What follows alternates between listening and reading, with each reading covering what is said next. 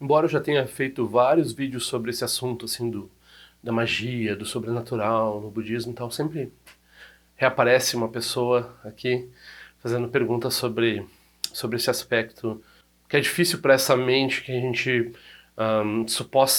supostamente é cética, que supostamente pensa de uma forma mais científica, né? Bem supostamente. Então, eu recentemente li de novo um comentário do Dzongkar Chense Rinpoche sobre superstição e eu resolvi trazer para vocês alguns comentários sobre o comentário dele.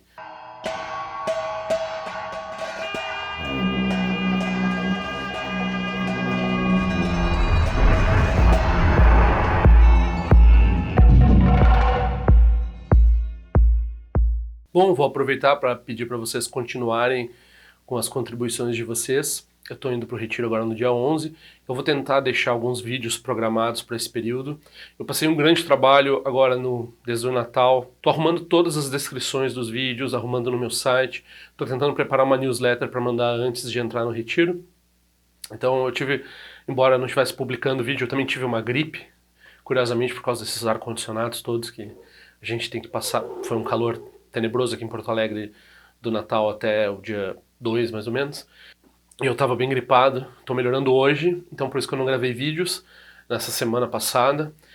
E também trabalhei bastante no aspecto de programação do meu site, de programação e de descrições e palavras-chave, interligações de assuntos entre os vídeos, tem que parar para pensar, são 272 vídeos até esse momento. Esse vídeo que você está assistindo é o 273. Então, por favor, continuem com as contribuições. Quem quiser ajudar, quem acha que é um trabalho que é feito de boa motivação para benefício dos seres, pode participar desse trabalho contribuindo. Quem quiser os cartõezinhos também pode pedir. Tem um e-mail aqui embaixo para pedir os cartões. Eu peço também que vocês curtam os vídeos, comentem os vídeos, embora eu sou chato na moderação. Me enviem e-mail fazendo perguntas, comentários, sugestões. Mesmo durante o retiro, eu não sei qual vai ser a política de uso de internet, provavelmente uma vez por semana talvez eu consiga acessar. Assinem o canal, divulguem nas redes sociais, mandem para as pessoas pelo WhatsApp, pelo Facebook, pelo Instagram, sei lá por onde vocês andam. Eu gosto muito de fazer esse canal, eu peço ajuda para vocês fazerem ele crescer na medida do possível, né?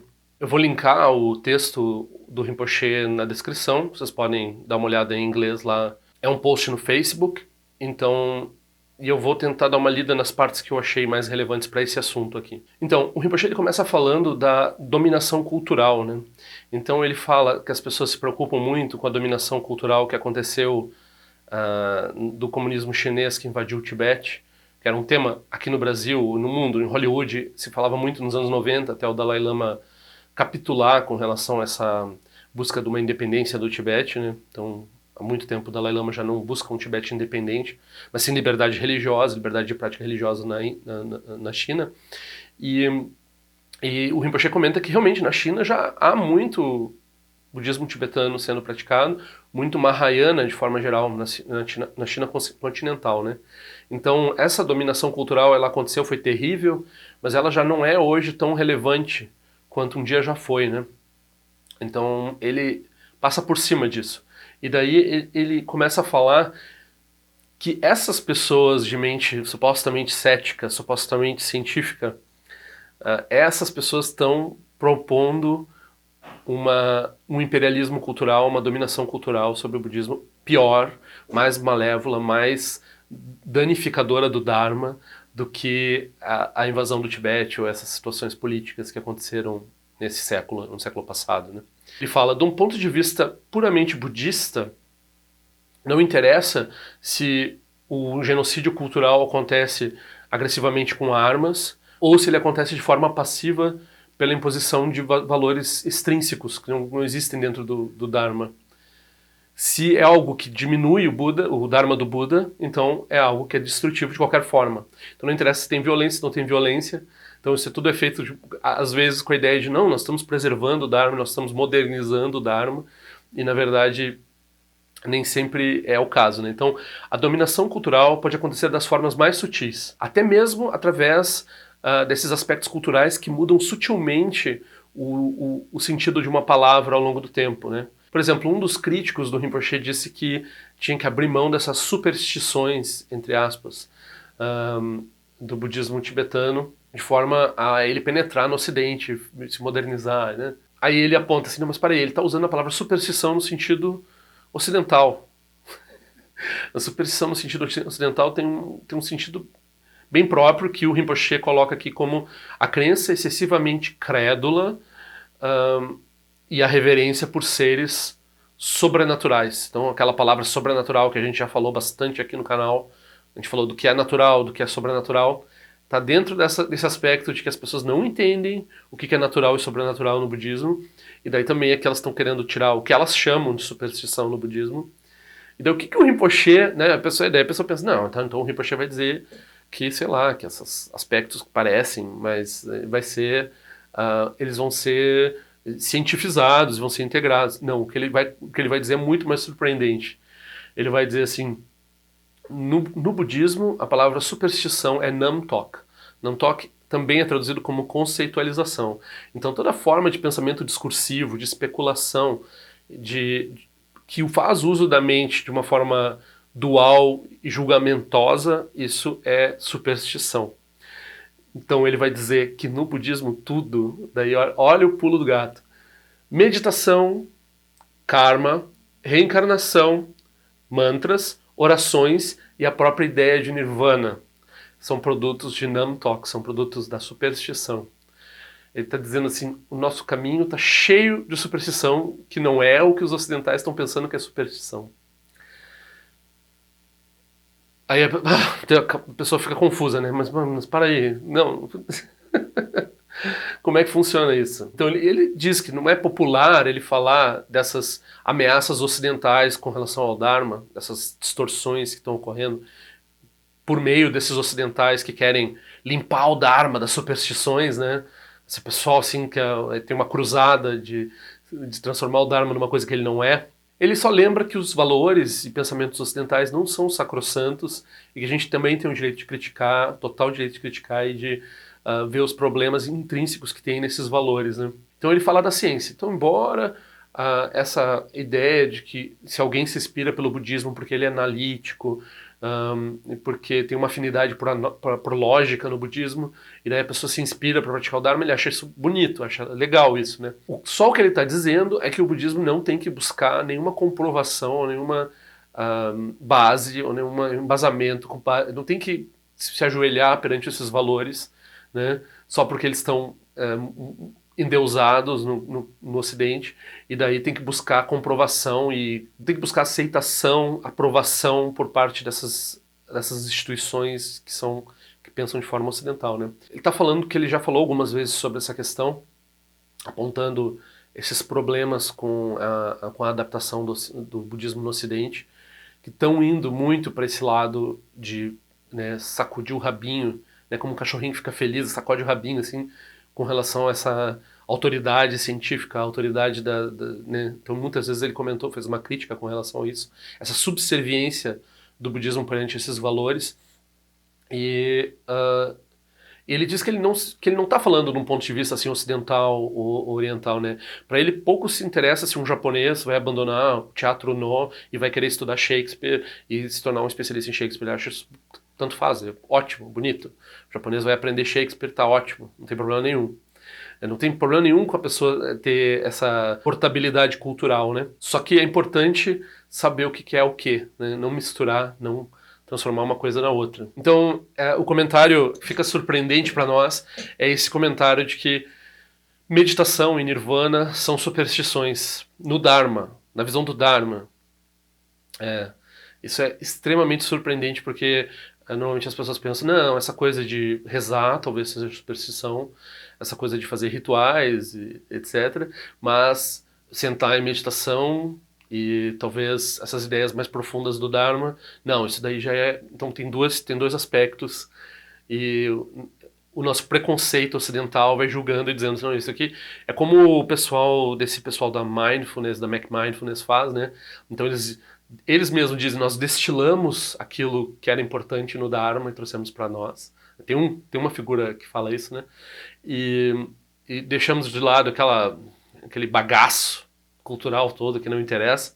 Então a gente pegou o que é abominável, né? O Rinpoche já falou que isso daí talvez a maior desgraça, o budismo está sendo sequestrado por essas pessoas e está sendo distorcido dessa forma, né? Então não é isso, não é essa coisa de a gente poder nitpicking, né? Escolher assim, de acordo com a nossa inclinação, o que serve no Dharma e o que não serve. E essa afirmação de que todas essas práticas que usam a mente, todos esses conceitos, né, o Dharma está muito claro, sempre foi muito claro com relação aos ensinamentos do Buda, eles serem relativos, né, eles operarem de forma a produzir resultados, daí o Dharma definitivo, os aspectos definitivos da prática, que não são superstições, que não são conceituais, eles são descobertos através da prática. Então tudo que usar a mente, então a pessoa senta para fazer algo, né? Então tem uma expectativa, tudo que tem essa noção divisiva na mente, que promove passado, presente e futuro, que promove uma prática para resultados e assim por diante, tudo isso é Namtok, tudo isso é conceito, tudo isso é superstição. E daí eu acho, e vou falar isso com todo o cuidado possível, que o Rinpoche não está valorizando, não está dando um valor nisso, né? Porque nós temos, claro, no Dharma, nós apreciamos essas práticas de recitar mantra, de fazer meditação, de rezar, de fazer todos esses tipos de prática e também os aspectos do caminho, nirvana e assim por diante. Então quando o Rinpoche está chamando esses aspectos de superstição, ele está dizendo assim, para nós, tá tudo na mesma categoria, que é a categoria da mente relativa, que tem seus limites, né? Então é isso que ele está querendo dizer. É bem surpreendente, pode olhar lá no link, é exatamente... não esse comentário meu final, mas com relação a ele dizer que meditação e nirvana são superstições, tá dito lá. Eu também faço um comentário, eu sou uma pessoa muito interessada em ciência desde criança, e eu tenho muito interesse, né, por epistemologia, embora eu tenha essa dificuldade com a filosofia de forma geral. E dentre as áreas da filosofia, a que mais me interessa é a epistemologia, que é a que nos leva a analisar, né, a filosofia da ciência, que nos leva a analisar como se forma o conhecimento, entender o que é conhecimento e como ele é possível e se ele é possível, né? Então, eu estou sempre atento aos desafios que a ciência encontra. Então, por exemplo, de um ponto de vista clássico, superstição é quando tem essa frase famosa em ciência, quando tem correlação não é causação. Então a gente vê dois dados, os dados fecham um atrás do outro, duas coisas arbitrárias, assim, não tem chuvas no Texas e o câncer de pulmão na Tanzânia. Então a pessoa vai olhar nos meses, anos, quando aumenta a chuva no Texas, tem mais câncer na Tanzânia. Mas uma coisa não tem conexão nenhuma com a outra. Mas daí uma pessoa supersticiosa, ela olha para isso e diz, olha só, tem uma... Do ponto de vista do Dharma, isso é perceber interdependência. Então tem uma interdependência. Se há uma correlação, tem uma interdependência. Isso quer dizer que tem uma causação, não necessariamente tem uma causação direta entre uma coisa e outra. Nem as pessoas tendo câncer produzem chuva, nem a chuva produz as pessoas tendo câncer em regiões tão diversas, né? Tem um site com várias dessas correlações absurdas, e é uma coisa que acontece muito em ciência, e também acontece o oposto. Então, quando uma empresa... Câncer é até um exemplo muito bom. Quando uma empresa quer dizer assim, não, mas fumar e ter câncer tem correlação, mas não necessariamente tem causação. Claro, quem vende tabaco gosta de falar que não tem causação. Eles passaram 30 anos dizendo que não tinha causação, embora as correlações estavam muito fechadas, e tinha uma explicação causal para ter uma relação entre a outra coisa, né? A pessoa fuma, tá botando uma coisa no pulmão, né, extrínseca, que não é normal, e daí, não, mas não tem causação. Porque daí o fulano lá, porque tem uma dificuldade lá que os antigos também não entendiam isso, na filosofia não se fala disso, que a causação ela não é simples, né? Então às vezes a pessoa não é um fator só que produz a causação, mas se a pessoa tem A, B e C, daí quando entra o D certinho, causa a coisa, né? Então quando tem multifatores na causação, aí eles dizem, não, o pessoal do tabaco diz, não, isso é superstição. Esse negócio de aparece uns números parecidos, mas é só uma correlação, não tem uma relação direta entre uma coisa e outra. Quando tem dinheiro, as pessoas tentam provar isso. Então isso é um problema inerente da ciência, já há muito tempo, das pessoas verem correlação, verem causação onde só tem correlação, E às vezes quando tem causação, e se tem interesses econômicos ou outros interesses, eles querem dizer que tem só correlação e não tem causação, porque pode dar algum problema. E todas as combinações possíveis desses fatores aí. Mas são problemas normais das atividades humanas, todo mundo tem, todo mundo entende. Aí a gente vai passar dessa época antiga do que era superstição, e hoje em dia, ceticismo, superstição, eles não têm o sentido técnico que tinham no passado. A gente tem uma visão nebulosa. Então, se um tibetano está recitando mantra para, sei lá, para ser mais compassivo e beneficiar os seres, para beneficiar os seres. Então, isso é considerado superstição, porque a relação causal, na ciência se convencionou a ter precisa ter essa relação física. Então tem uma superveniência entre as relações humanas para as relações biológicas, ou relações humanas, pessoais, sociais, depois psicológicas, ou antes psicológicas, enfim, vai indo, né? Então tem o reducionismo. Aí reduz do que é social para o que é psicológico, reduz o que é psicológico para o que é bioquímico, reduz o que é bioquímico ao químico, reduz o químico ao físico, e daí o físico explica tudo. Então se não tem um contato físico, se a pessoa está rezando aqui e tem uma pessoa lá longe sendo beneficiada, aí é superstição, porque a mentalidade das pessoas é tal que é assim que funciona, elas são tacanhas, né? Elas não estão pensando, por exemplo, o Dharma opera num tecido onírico. O Dharma opera num espaço de tempo fora do tempo. Então, começa a falar assim, como o Dzongchen Rinpoche disse, enquanto a gente tiver objeto e observador e um conceito, isso é superstição. Tudo isso é superstição. Não tem uma valoração nesse sentido de dizer isso é negativo. Qual é a pior superstição? A superstição que causa sofrimento é o Namtok, que produz o apego a um eu. Então, a crença supersticiosa mais forte que a gente tem é o apego ao eu. Aí, esse comentário que eu estou fazendo sobre a ciência também está ligado a esse fato. Agora, por exemplo, tem uma crise na ciência, que é a crise da reprodutibilidade, né? Então, o que é reprodutibilidade? Para um experimento ser considerado científico, você tem que poder fazer ele, daí o fulano lá adiante, né? Teve um caso famoso da fusão a frio, que nunca conseguiram reproduzir. Então, hoje em dia se considera que foi um experimento mal feito, falso, né? Não que as pessoas necessariamente fossem charlatãs, tivessem uma vontade ou qualquer coisa, mas elas acharam que produziram um resultado, mas não tinha resultado nenhum, porque não foi reproduzido até hoje, né? Aí a gente pega uma ciência como a psicologia. Hoje se sabe que menos de 20% das ideias psicológicas são reprodutíveis, que são propostas em papers, em artigos. Que tipo de ciência é essa? Que menos de 20% dá para outra pessoa fazer o mesmo experimento e obter o mesmo resultado. Aí tá, daí a gente pensa, não, mas a psicologia é uma ciência jovem, tem problemas epistêmicos. A gente vai olhar as ciências duras lá, química. 60% dos experimentos em química estão com problemas de reprodutibilidade. Então, eles estão tentando agora, então tem duas soluções. Ou, o que está acontecendo, né? As descrições com relação a como o experimento deve ser feito, eles não estão sendo feitas corretamente. O que está acontecendo? É que tem o que está acontecendo é muito fácil de entender. Tem uma pressão para as pessoas publicarem. Então elas querem publicar resultados, e daí se o resultado for depois desacreditado, tudo bem. Pelo menos teve publicação, teve avanço na ciência. Então tem uma pressão econômica e social para cientistas publicarem. Então eles não têm o devido cuidado com produzir os papers, produzir a ciência. Então a ciência está sofrendo uma pressão extrínseca, a ciência.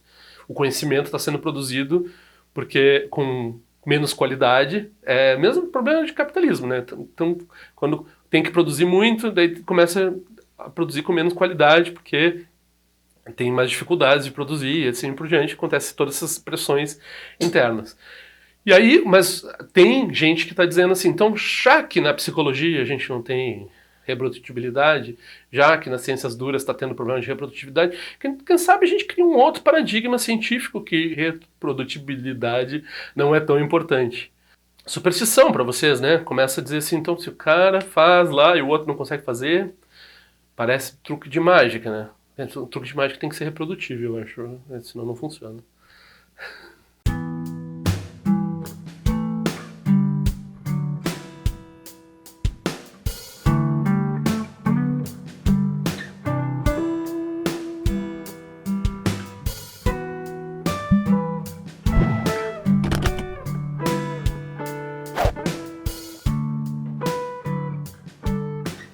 Ei, não esquece de se inscrever no meu canal, é importante para mim. Clica na sinetinha para receber a notificação e se quiser se inscreve no meu boletim informativo de forma que eu ando fazendo, o que eu ando pensando. Também para contribuir de alguma forma com esse canal, esse é o endereço. Eu espero que em breve nós nos vejamos na prática do Dharma. Ao longo de minhas muitas vidas e até este momento, todas as virtudes que tenho alcançado, inclusive o mérito gerado por esta prática e todas as que vier a conseguir, ofereço para o bem-estar dos seres sencientes. Possam a doença, a guerra, a fome e o sofrimento diminuir para todos os seres, enquanto sua sabedoria e compaixão aumentam nesta e em vidas futuras. Possa eu claramente perceber todas as experiências como sendo tão insubstanciais como o tecido do sonho durante a noite e imediatamente despertar para perceber a manifestação de sabedoria pura no surgir de cada fenômeno. Possa eu rapidamente alcançar a iluminação para trabalhar sem cessar pela liberação de todos os seres.